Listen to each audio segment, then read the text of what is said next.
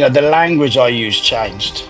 When I coached, the language I used changed because I spent a lot of time around American baseball hitting coaches. Given the small grounds and high scores in IPL, how much do you focus on maximizing six hitting zones?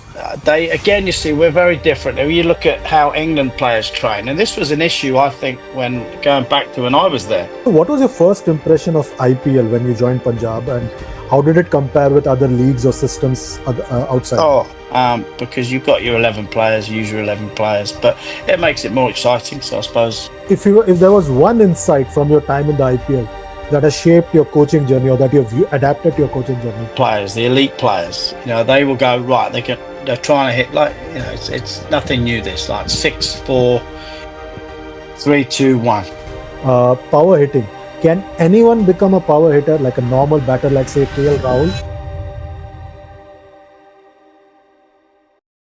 Cricket chronicles with Chandresh पे आप सबका स्वागत है। आगे बढ़ने से पहले सबसे दरख्वास्त है, चैनल को लाइक कीजिए, शेयर कीजिए, सब्सक्राइब कीजिए और साथ ही साथ नोटिफिकेशन की घंटी बजाइए।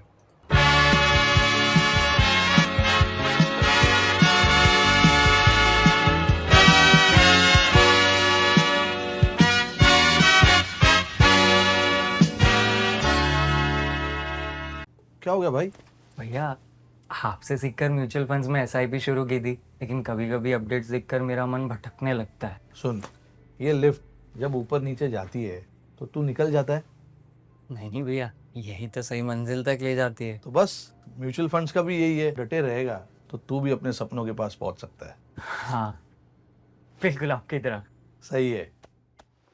म्यूचुअल फंड निवेश बाजार जोखिमों के अधीन है। योजना से जुड़े सभी दस्तावेजों को ध्यान से पढ़ें। Hello everyone, welcome to Cricket Chronicles with Chandresh. I am privileged to have with me Julian Wood, a renowned power hitting coach, a term that is new because of the T20 format. And Julian was also associated with Punjab Kings back in 2022. Julian, thanks a lot for chatting with us on Cricket Chronicles with Chandresh. I want to start off by asking, you have created a unique space in the world of cricket as a power hitting coach. What led you to this particular path? So I went to America on holiday. A good friend of mine was out there. He said, you have to come here, go to America. I never thought about going to the States before because I tended to, if I go away, I tend to go somewhere where there's cricket related.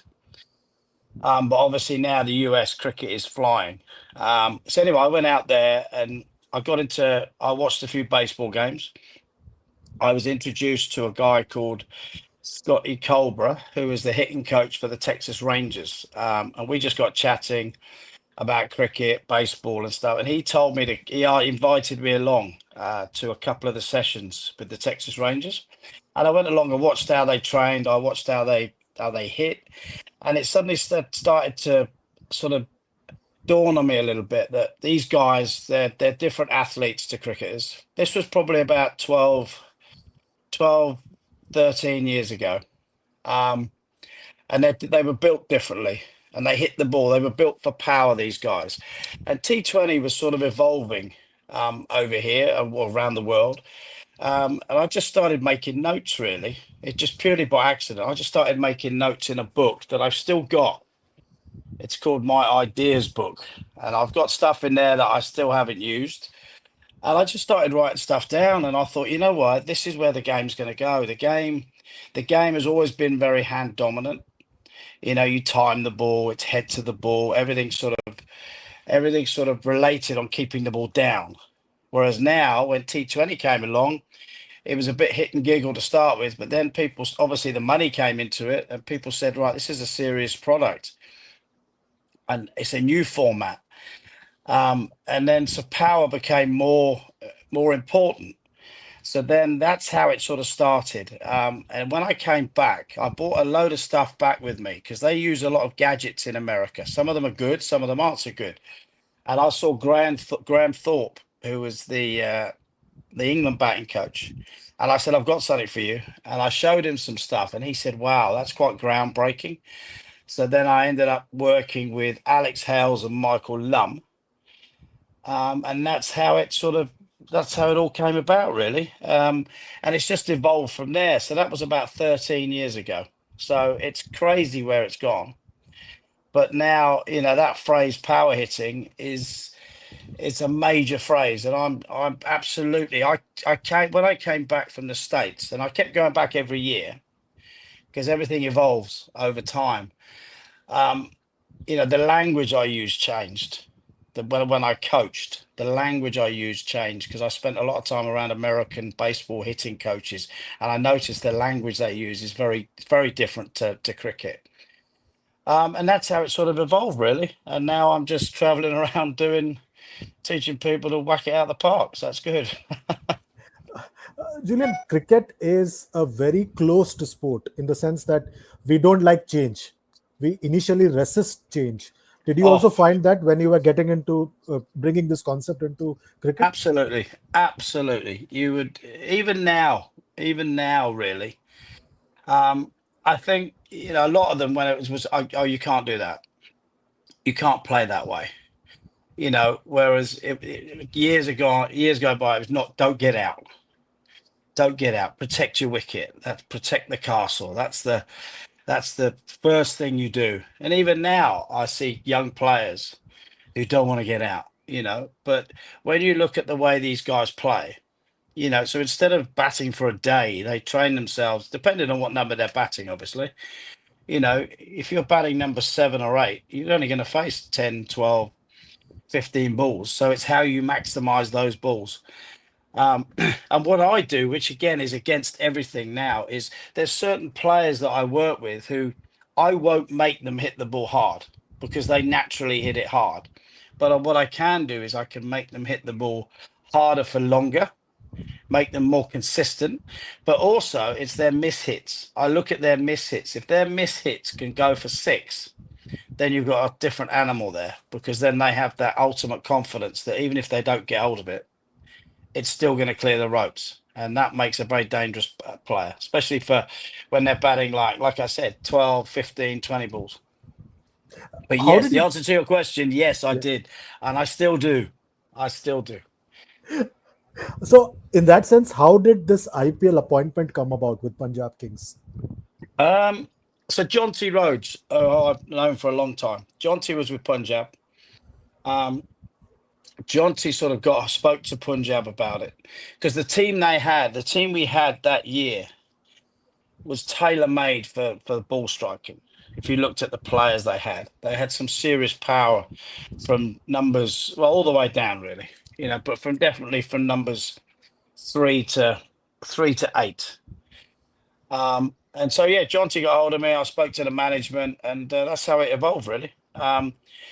It was a difficult one because it was still COVID, so we were still sort of you know in that sort of bubble, which made it, you know, it was a testing time for everyone, as it was all around the world. But so that's how John T Rhodes basically got me in, and it was good. We just couldn't win 2 games in a row, but it was so that's how it started. Yeah. So, what was your first impression of IPL when you joined Punjab, and how did it compare with other leagues or systems outside? Oh, IPL is the pinnacle, isn't it? IPL is the best. It's probably better than international cricket, to be fair. Stronger than international cricket. Um, Great setup, great tournament. Seriously high levels of skill and power. Seriously high levels of skill. You win games you don't think you're going to win, and you lose games you don't think you can lose. It's a game of inches, like they talk about. You know, the margins for error is so small. But a phenomenal environment to be in. You know, one thing I learned more about anything was I think it's not coaching. You don't coach people. These guys are very good. You know, you just give them little pointers, obviously. You don't tell them how to play because they're good. But one thing I learned, it's more about man management. It's managing people. And the best teams, you've got the biggest tournament in the world with a lot of different players from all over the world. You've got different cultures. And the ones who are successful, I think, if you look at Punjab now, you know, Ricky Ponting being in charge, I think he's got the blend right of how to deal with people because it's not about coaching really. It's about managing people and managing a lot of people from different cultures and getting them together to work together So everybody's pushing the same way, and I think that they've got that right this year. With the IPL, you have a very short window before and during the tournament. So, in that sense, like you said, the job of a consultant or a coach becomes that much more difficult. Yeah. So we had a 10-day camp before. And again, when I do all these tournaments around the world, I've just been to Pakistan with the PSL. It's the same thing. We have a camp beforehand. Exactly the same format, really. You have a 10-day camp. I think it's the young players, the young local players, who you can make a real difference with during the camp. All right. A lot of the overseas players, because they're playing all over the world, whether it's franchise cricket, international cricket, they tend to turn up as and when just before the tournament, or they might be there for 2 or 3 days of the camp. So for me, it's the young local players that you can make a difference to, because they're desperate to do well. They're desperate to improve. And that's how I looked at it, as I'm there for the overseas players, but I can make a real difference to the local players. And I found that like Prab Singh now is flying. Jitesh Sharma, has come on. Shahrukh, so those guys who were young at the time are now making waves in the biggest tournament in the world, and that's a good thing for me. And did they surprise you with their eagerness to learn? No, because I've been to India a lot. I know what it's like. They're, I love the game, but Indians, Pakistanis, they love it different to me. They're relentless. They will do anything to get better. And I love that. I love the enthusiasm. Again, you see, we're very different. If you look at how England players train, and this was an issue, I think, when going back to when I was there, management, England players, they train, but they don't train a lot. They do enough. Whereas Indian players will just hit thousands of balls. It's like, it's mad. You've batted, now stop. But they don't. They keep going and going and going. And that's a cultural thing. Very difficult to change. But everybody's different. And again, part of being a coach is you have to you have to adapt to each player's needs. The England players don't really want to hit many balls, whereas the Indian players want to hit hundreds of balls, thousands of balls. So you just cater for them differently. But again, that's the joy of playing franchise cricket. You have to work out, you adapt, you manage people. So it's managing people is the key. During that season, was there a moment when you had worked with somebody and that player turned up with a match winning performance which really gladdened your heart? I think so. I've worked a lot with Liam Livingstone in the past, with England and stuff. So he had a really good tournament. So it was good to see him. See someone like Livy. See, again, I don't make him hit the ball hard. He hits the ball hard anyway. But like I said, I can make him hit more consistently. So it was good to see him do well consistently. When you go to the young players, Jitesh, I thought, did really well. Jitesh Sharma, that was his like breakthrough season. And I think he played for India just after that as well. He made his debut. Has he kicked on as much as I thought he would? I'm not so sure. But that was probably one of the standout ones would be Jitesh that season. We obviously had Johnny Bairstow, who is back over there now, and there's no surprise to me that he's doing what he's doing because he's like that. He was, when he turned up, he was batting in the middle order. If you look at his record in IPL cricket, in probably franchise cricket around the world, he's better when he opens. When he was at Sunrisers, him and Warner tore it up a lot. But he was batting 5. He was happy to bat 5, but he wanted to open. We had Mayank Agarwal, who was captain. He wanted to open. So there was perhaps a little bit of conflict there. But when they got that right, when Johnny started opening with Shikhar, then he started to show what he's all about. Shahrukh has again, he's another one.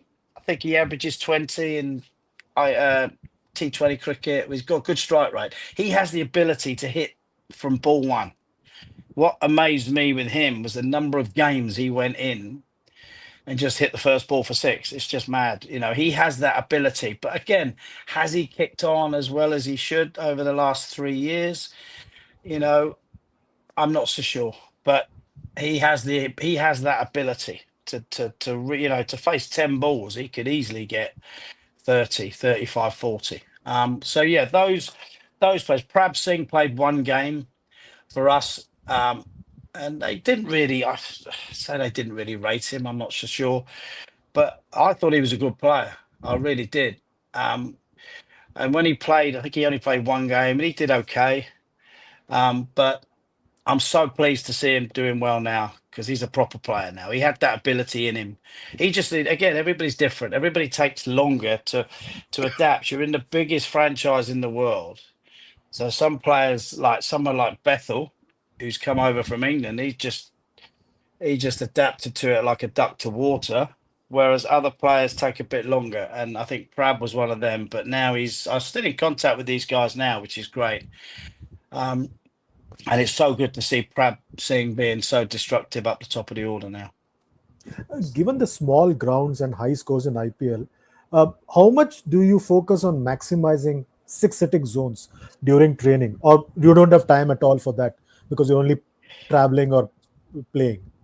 Yeah, okay, so again, the camp beforehand is really important because you can actually do some stuff with that. You know, you can actually work on specific areas. When the games start, it's quite difficult because if you're not playing, they're either days off or you're traveling. You do get a little bit of training, but that's just feel good training. You're trying to make them feel, you're trying to make them feel good about themselves. So yeah, it's again with me, it's working on it's especially at the start of the camp work when I'm working with local players, what they want to get out of it. You know, what do you want to get out of me? I'm here for a reason. So use me for whatever you want to. So, and we had extra training sessions. The local guys wanted to, do more and more, which was brilliant. So for me, that side of it, you can look at more areas, giving them an understanding of how they can develop more areas and develop more power in their game, really. Because the Indian players, they're not big. They're not big guys. They're not like the West Indies who are just built for power. These guys rely seriously on their rhythm, timing of their movements, and you look at the best players in the world, are Indian batters, I would say. And what they do so well is they just sort of marry that phrase power hitting. They marry that sort of, it's batting. It's modern batting, basically. They can play normally it's part of what they do. So six hitting is part of what they do, rather than like England are quite muscly. The West Indies are quite muscly, but these guys just play. And when they're going, it's fantastic to watch because they've got skill, touch, and power all rolled into one. So you're trying to, you don't want to lose when you're working with players because these guys are very good players, and they've got great foundations, right, for batting. And once you've got that, you just stick layers on top of it. So my job is to put layers on layers and layers on top of it to give them more options. The more options they have, the less panic when they're playing. Were there unconventional drills that you introduced to the Punjab squad when you were there? Yeah, well, I use a lot of weighted bats, weighted balls, soft weighted balls. They're brilliant because they give instant feedback. So it's just overload and underload training, really. So you overload the technique, but you can't overload a bad technique. So that's where it's good with these guys because they're pretty solid in their foundations. Their fundamentals are good. So you start to overload that with weighted implements. I use bungees, to restrict their hips or to open their hips up, depending what they do. And again, it's a modern way of doing it. But it works. The results are there to see. And if you look at the way the game is evolving now, I'd imagine I haven't seen the stats here, but I'd imagine there's more sixes this year, more boundaries this year than previous years, because that's the way the game goes. So it's such an important part of the way to play but the way to train. The game evolves And as a player, you have to evolve with it, because if you don't evolve with it, you're going to be left behind. In the IPL now, you've got bats have changed. The modern bats are different, fielding restrictions, small ground, and then you have the impact player. Does that increase the chances for six hitting? Massively. The impact player, yeah, it's exciting, but it gives you another batter, doesn't it, basically? So, to me, number eight is the most important number in in T20 cricket, because if I go back to when I was there, we had Odin Smith at the start. So Odin, big strong lad, whacks it, can bowl as well. Now he started really well, and then we had that one game when Twatier won us. He hit 2 6s off the last two balls, which we should never have lost that game. And Odin, he'd be probably the first to admit he made a mistake. But that's fine. That happens in it's high pressure cricket, and these guys are so good. You just knew. I was sat in the dugout. You just knew he was going to hit 2 6s, because that's just what they do, and he won in the game. So Odin, they dropped Odin. We dropped Odin, but then we had a bowler in at number 8. So number 8 to me is massive, because you have to have a batter, a guy who can bat. He must be able to bat. He has to be able to bat at 8, because that lengthens it. When we did that, we shortened the batting lineup, which affects the top order as well, because they know that we're one light, so they might go a little bit more conservatively. So with the impact player, I think it's massive, because you're going to almost lose the all-rounder role, really, if you do that, which is a shame. But it's supply and demand, isn't it? What do people want to see? People want to see 4s and 6s. So if you can add in another batter, or if you're dependent on batting or bowling first, you can add a bowler in if you need, take out a batter. It does make it more exciting. Whether it's the right thing, I'm not sure, because you've got your 11 players, use your 11 players, but it makes it more exciting. So I suppose it's what the fans want to see, isn't it? यार market कैसा ऊपर नीचे होता है. याद रख, career, investment और life में ऊपर नीचे होता रहता है यार. वो तो है. बस भाई डटे रहे, तभी तो अपने सपने पूरे कर सकता है. सही है. लाइफ और म्यूचुअल फंड्स में लॉन्ग टर्म सोचना सही है. सही है. हाँ. म्यूचुअल फंड निवेश बाजार जोखिमों के अधीन है. योजना से जुड़े सभी दस्तावेजों को ध्यान से पढ़ें. Absolutely. And how was it working with Anil Kumble and the rest of the staff? Anil, lovely man. First time I met him when I was over there. Great man. Really, really got a lot of time for him. Phenomenal knowledge. Unbelievable knowledge. He did things that there were a couple of instances where he just sort of basically wrote the script of how a certain ball was going to go, and he did it. And it happened to a T. I've never witnessed that in my life before. Against certain batters, phenomenal. As a head coach, I think he struggled with the cultural differences, perhaps. Like I said, it's man management. It's how you manage people. The English guys didn't really want to train. I think he struggled with that. Livingston was going well, so it doesn't matter. He was your big guy. He's the $1 million cricketer. So, and he did the camp. Livy did a bit of the camp, actually, but he said, I've trained for 3 days in a row. I don't want to train anymore. And I said, well, just tell them then. So I think they struggled with that. I think he struggled with the English players not wanting to train as hard as the Indian players, potentially. And I think another thing you've got in India, I think, Anil Kumble is a legend. And I think there's that respect. He's a bit of a god in India. And when you have local players, local international players as well, they almost bow down to these guys, because they're just so, and I think that, I'm not saying it's a problem, but I don't think it's a great thing. It's almost, you need respect, of course you do, but it goes beyond that to me. but lovely guy, lovely, lovely man. I'm still in touch with him now. We still chat quite a lot now. The other Jonty Rhodes is Jonty Rhodes. 100 miles an hour. Everything he does is 100 miles an hour. I think he's winding down a bit now from his coaching side of it. He's doing more like consultation, talking, like speaking, maybe. But again, phenomenal, great energy. We had Righty, the bowling coach. He was very good. He got Arshdeep Singh to, Arshdeep played international cricket just after that. I think Righty had quite a role in that one as well. But no, as a staff, we got on really well. It was great. It was fantastic. And Anil, top man. I've got the utmost respect for him. But as a head coach, not so sure. Julian, if you had to choose one current IPL batter who embodies the perfect power hitter, who would it be?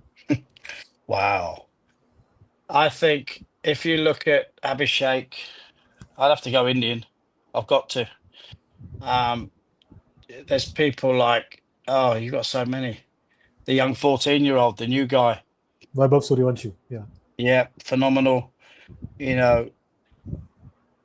Just if he is 14, great. Even if he's 17, it doesn't matter. That's phenomenal what he's done. Just Abhishek, there's just Jaiswal, Suryakumar Yadav. They're all there, And you look at overseas players, you get guys who are out and out ball. Like if I was going to build a T20 player, a T20 cricketer, it would be Dre Russ. Andre Russell, right? He whacks it out the park. He bowls, he used to. Bowls rockets, he was quite quick, and his fielding was phenomenal. So, but he would be, if I was going to build a cricketer, he would probably be the ultimate T20 player. But as a batter at the moment, you look at these young Indian players coming along, it's just mad. But they've all got, which is what they're good at in India, so I spent a lot of time in Mumbai. I've taken tours over there. They get the fundamentals right from a really early age. They get the fundamentals right. Now from there, like I said earlier on, you could stick layers on top. So what I do is you get your foundation right, and then I put layers on top of it. So, and they've got that right. I think over here, I do a lot of one-to-one coaching over here when I'm in England. So I've got a couple today later on. There'll be young players, most of them Indian. I would say 98% of my one-to-ones are Indian. But I get 10-year-olds dad saying, oh, he needs to work on his power hitting. He's 10. He needs to learn how to bat, So what I do with those guys is, they love that power hitting phrase, but it's like modern batting really. So I can improve with the young players the way I do it. I don't mention the word power hitting. I just say, look, I can increase your power capabilities within your normal technique. And then we can move on from there. So once they understand that. But that's the way the game's going, and players want that. Young people see it. They see these guys do these things, and they want to do it as well. But they don't understand that they've got a real solid fundamentals in batting. That's really important. So, Julian, in your mind, power hitting, can anyone become a power hitter like a normal batter, like say KL Rahul? Or is it an art that only certain type of player can do? Because there is this theory that, you need to have muscle, because there was worry that, Indians could be squeezed out in this power hitting game. Or is it about biomechanics, mindset, positioning, core strength? What is it about? Okay, so mindset's huge. Mindset is massive.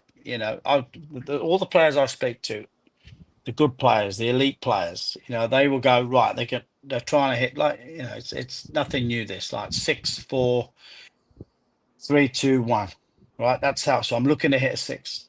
If I can't hit it for 6, can I hit it for 4? If I can't hit it for 4, can I get 3, 2, 1? And they work their way down that way. All right. So with the good ones though, when they're in their zone, they're looking at, forget 3, 2, 1. They're looking at 6, 4. But you have to get to that stage. That's the key. You mentioned about muscles and that. No, not at all. You look at India. Indian players aren't big. The Indian players are not big. You know, KL Rahul, his numbers are better. They're better than they were, a lot better. And if you look at, I've got some stats of Rohit Sharma and Virat, right? So you've got those two. Their sixes they've hit in T20 cricket up till it's probably 2024. Now the next batch, so Surya Kumar Yadav and KL Rahul are in those two. They are hitting twice as many sixes as those two did at the same stage of their T20 careers. All right, so they are doubling it. And what you'll find then is the ones underneath that, the 14-year-old, the new kid on the block, because they've been brought up with T20 cricket, they will hit more sixes. So the game will just evolve and evolve and evolve. But the best players in the world, like I've said before, and I'll say Indian, they have superior skill, touch, and power.